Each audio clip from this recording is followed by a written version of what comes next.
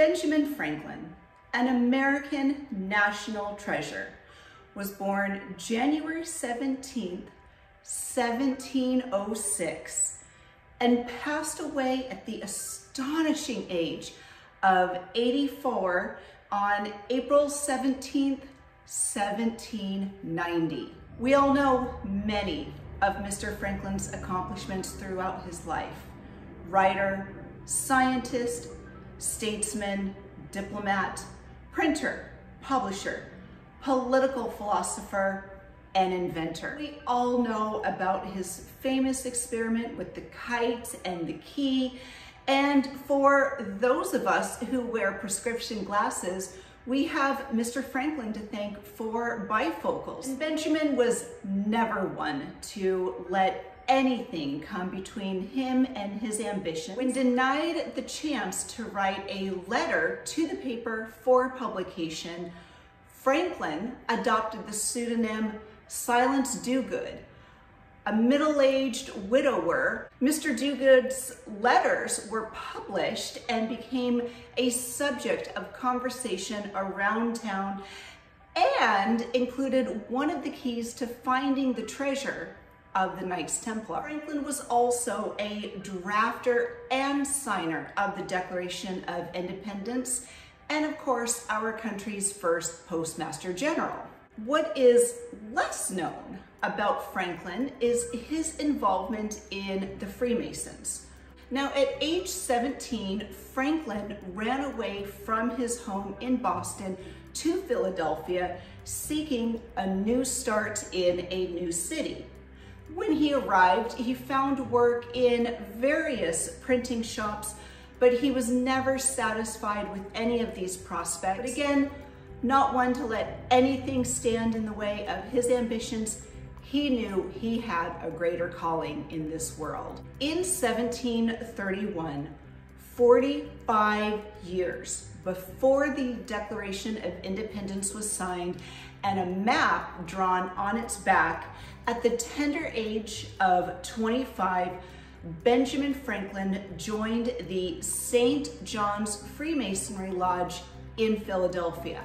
Freemasonry was and remains a world veiled in secrecy, shrouded in mystery, a fraternity whose whispers continue to stir the winds of suspicion and intrigue in American society and around the world. Today, many people do not know much about the Freemasons beyond their funny hats, their building skills, and penchant for attracting conspiracy theories. For Franklin, a man ceaselessly drawn to the flame of knowledge and human connections, Freemason secrets were not a deterrent, but rather an enticement.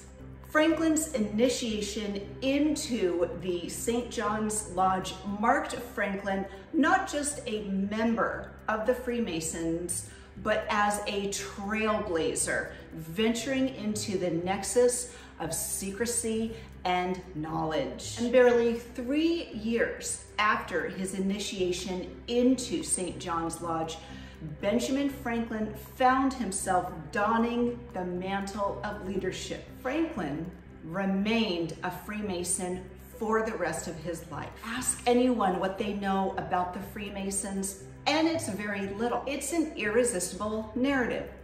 Benjamin Franklin, the Freemason Grand Master, quietly imprinting the iconography of the Freemasons onto this nation. And speaking of Benjamin's imprint on the landscape of America, Tennessee, as the first state officially founded after the Revolution, was originally going to be named Franklin.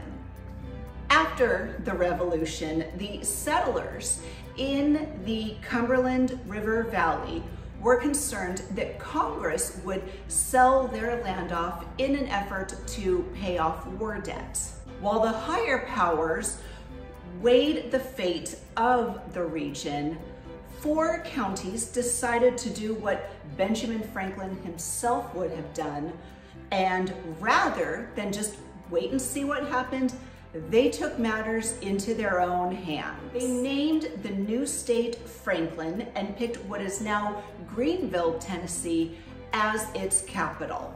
There was just one problem: North Carolina. The state regretted having ceded land and wanted it back.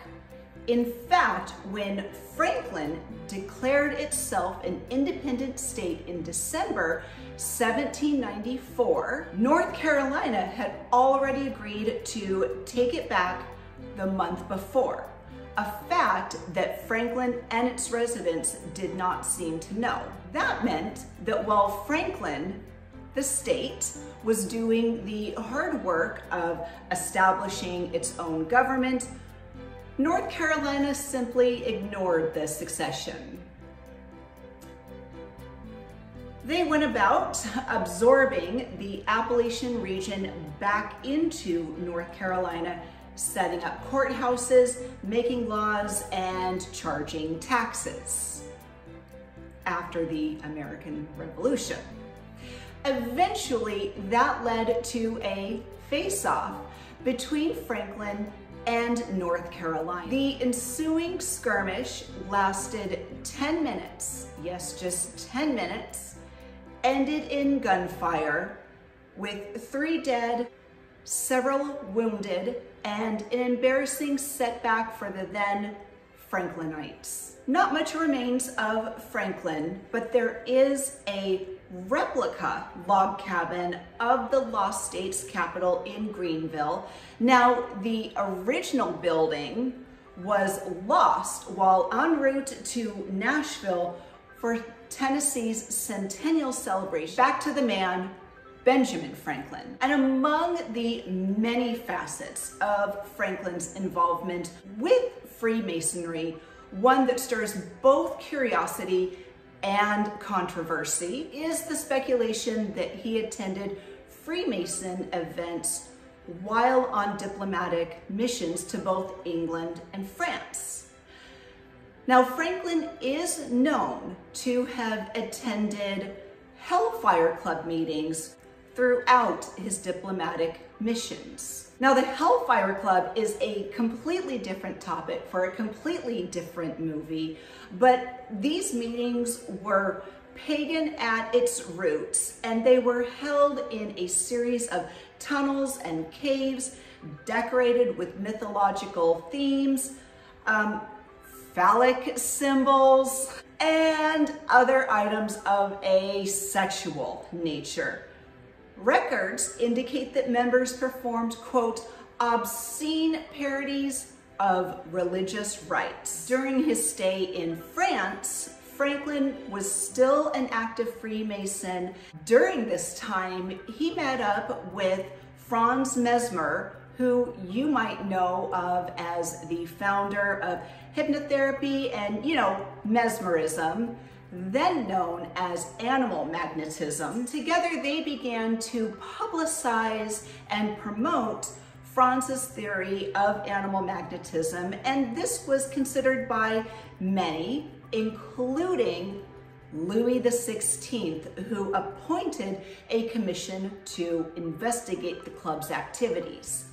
I guess during that time, Louis XVI didn't have anything else to worry about. After 60 years of global Masonic adventures, creating a new nation and inventing bifocals and other devices, Franklin died from pleuratic attack at his home in Philadelphia on April 17th, 1790. His last words were reportedly, quote, "A dying man can do nothing easy."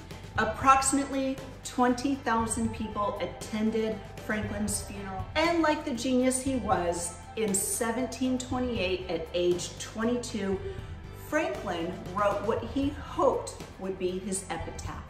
The body of B. Franklin, printer like the cover of an old book, its contents torn out and stripped of its lettering and gilding, lies here, food for worms. But the work shall not be wholly lost, for it will, as he believed, appear once more in a new and more perfect edition, corrected and amended by the author. And it's not for me or many people to say what Benjamin Franklin's life would have been without Freemasonry, but one thing is sure, it is for us to revere the very man Franklin was, the nation he helped create, and the ideas he helped spread. And go ahead and give that subscribe button a funny Masonic hat so you never miss any of our shenanigans. As you know, new episodes of the Real Relationships podcast premiere every Thursday, along with new episodes of this show. You can find the Real Relationships podcast on Spotify, Apple, or wherever you get your podcasts. We appreciate our listeners, our viewers, and supporters.